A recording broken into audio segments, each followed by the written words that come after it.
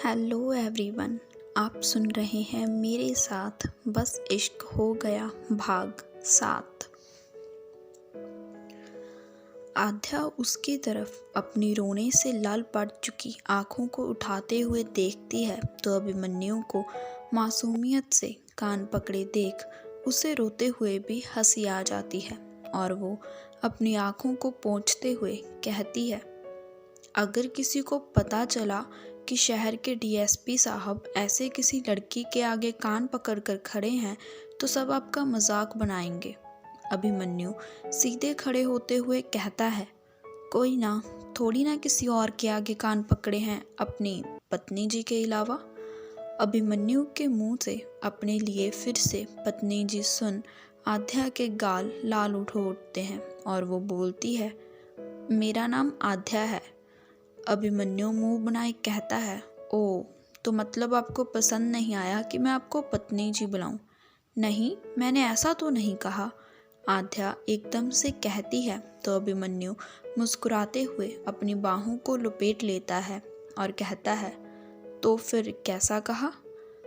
आध्या कुछ नहीं कहती और वापस से अपनी नज़रों को झुका लेती है और अपने दुपट्टे के सिरे को अपने हाथों में तोड़ने मरोड़ने लगती है और उसे ऐसे करता देख अभिमन्यु बोलता है, टूट जाएगी? क्या? आध्या जट से पूछती है तो अभिमन्यु छत के उस हिस्से की तरफ इशारा कर देता है जहां वो देख रही थी। छत। दोनों ही हंस देते हैं और नीचे की तरफ चल देते हैं जहां पर एक धमाका उनका इंतजार कर रहा था। चलो अच्छा ही है, बच्चे आपस में बात कर लें, है ना बहन जी? कहते हुए सुमित्रा बिस्कुट खा रही थी और रमा को देखती है तो रमा झट से अपना सिर हाँ में हिला देती है। जी जी, सही कहा आपने, आखिर उन दोनों को ही तो साथ रहना है, आगे चलकर हमारा क्या है? सुमित्रा मुस्कुराकर हामी भरती है। तभी अनिकेत सतीश से कहते हैं, और फिर भाई साहब, आपके बेटे का काम कैसा चल रहा है? बढ़िया, बस सुबह जाना है और रात को देर घर आना है, आखिर पुलिस वालों को कहाँ चैन का बैठने को मिलता है। सतीश के ऐसा कहते ही अनिकेत के माथे पर बल पड़ जाते हैं और वो और सुमित्रा एक दूसरे को देखते हैं और फिर सुमित्रा बोलती है, पुलिस में? हाँ, आपको बताया तो था कल फोन पर। रमा के ऐसा कहते ही सुमित्रा कहती है, अरे पर आपने तो कहा था कि आपका बेटा बैंक में नौकरी करता है। अरे मैंने कब ऐसा कहा, और मैं बैंक में क्यों कहूँगी भला, आप भी ना बहन जी। रमा अपना सिर हिलाते हुए कहती है तो सुमित्रा और अनिकेत एक दूसरे को देखते हैं और अनिकेत सतीश से कहता है, राम सागर जी, हमें ये ही पता था कि आपका बेटा बैंक में जॉब करता है। राम सागर? कौन राम सागर? सतीश चौंक कर पूछता है तो अनिकेत और सुमित्रा एकदम से अपनी जगह पर से खड़े हो जाते हैं। आपका नाम राम सागर ही है ना, सुलोचना बुआ के रिश्तेदार? सुलोचना बुआ? ये क्या हो रहा है, मेरी तो कुछ समझ में नहीं आ रहा, सतीश परेशानी भरे लहजे में कहते हैं तो रमा अपने सिर पर हाथ मारते हुए बोलती है, अरे कहीं हम गलत घर में तो नहीं आ गए ना? जी? अनिकेत और सुमित्रा एक साथ बोलते हैं तो सतीश भी अपना माथा पकड़ लेता है और कहता है, अरे पर बाहर तो पाठक निवास लिखा हुआ है, फिर कैसे? कहीं आपको रविंद्र पाठक के यहाँ तो नहीं जाना था, जिनका घर 2 घर छोड़कर है? अनिकेत के ऐसा कहते ही रमा अपने माथे पर हाथ दे मारती है और कहती है, हो गया सत्यानाश। चारों अभी भी उलझन में एक दूसरे को देख रहे थे कि तभी आध्या के साथ उसके पीछे चलते हुए अभिमन्यु वहां आता है और सभी को परेशान देख पूछता है, क्या हुआ, सब ठीक है माँ? आप लोग ऐसे क्यों खड़े हो गए? आध्या भी उलझन में अपने माँ पापा को देखती है। तभी सतीश अपने हाथ जोड़े अनिकेत और सुमित्रा से कहता है, माफ़ कीजिएगा भाई साहब, पता नहीं इतनी बड़ी गलतफहमी कैसे हो गई और हम यहाँ आ गए। क्या मतलब, आप क्या कह रहे हैं पापा? अभिमन्यु के ऐसा पूछते ही रमा कहती है, वो बेटा हम गलत घर में रिश्ता लेकर घुस आए, हमें बगल वाले घर में जाना था ना। अभिमन्यु के साथ साथ आध्या भी हैरानी के मारे अपने सामने खड़े उन 4 लोगों को देखती है। रमा आगे आती है और सुमित्रा के सामने हाथ जोड़े कहती है, माफ़ कीजिएगा बहन जी। सुमित्रा कुछ कह नहीं पाती और रमा अभिमन्यु और सतीश को इशारा कर चलने को कहती है और रमा और सतीश के पीछे चलते हुए अभिमन्यु की नज़रें एक पल को आध्या की नज़रों से मिलती हैं और फिर वो दोनों ही अपनी नज़रों को घुमा लेते हैं।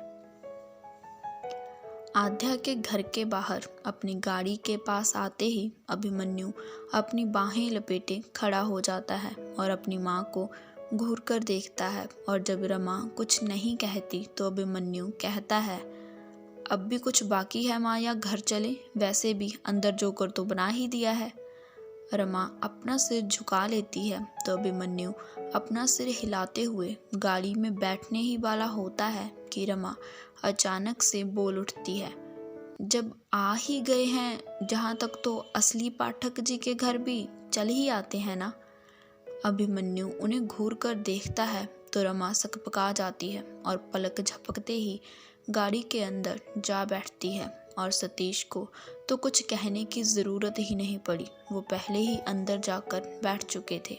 और जब अभिमन्यु एक गहरी सांस भरते हुए ड्राइविंग सीट की तरफ बढ़ता है तब अंदर बैठने के पहले उसकी नज़रें अपने कमरे की खिड़की पर खड़ी आध्या पर पड़ती हैं और नज़रों ही नज़रों में कुछ खाली सा रह जाता है और देखते ही देखते अभिमन्यु वहाँ से गाड़ी लिए चला जाता है और आध्या भी पलटकर अपने कमरे के अंदर की तरफ चल देती है। आध्या खिड़की पर खड़ी थी और अभिमन्यु को जाते हुए देख रही थी। आखिर यही तो वो चाहती थी ना कि रिश्ता ना हो, पर अब क्यों उसे थोड़ा बुरा लग रहा था।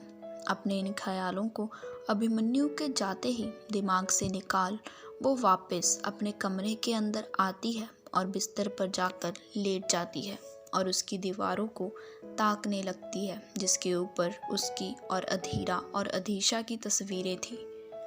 तभी अधीरा आकर उसके बगल में लेट जाती है और उसका हाथ अपने हाथ में लिए कहती है, वैसे अच्छा ही हुआ ना कि ये रिश्ता नहीं हुआ, पता चल गया वरना सारी ज़िंदगी ताने मिलते कि पत्नी जी ये क्या कर दिया आपने।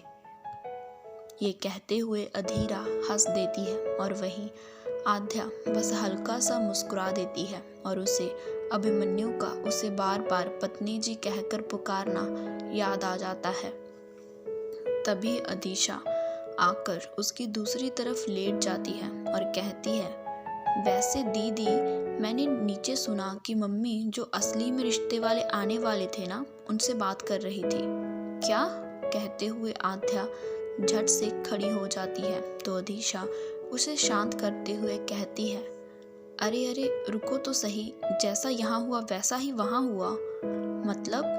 अधीशा पूछती है तो अधीशा कहती है, अरे जो यहाँ आने वाले थे ना वो रविंदर अंकल के घर चले गए और उनकी बेटी को वो लड़का पसंद आ गया और उसे वो और उनका रिश्ता पक्का हो गया। ओ, कहते हुए आध्या एक गहरी सांस छोड़ती है मानो कितनी बड़ी चिंता दूर हुई हो उसकी ओर और वापस लेट जाती है। और तभी अधीशा उससे कहती है, पर दीदी यहाँ ऐसा क्यों नहीं हुआ?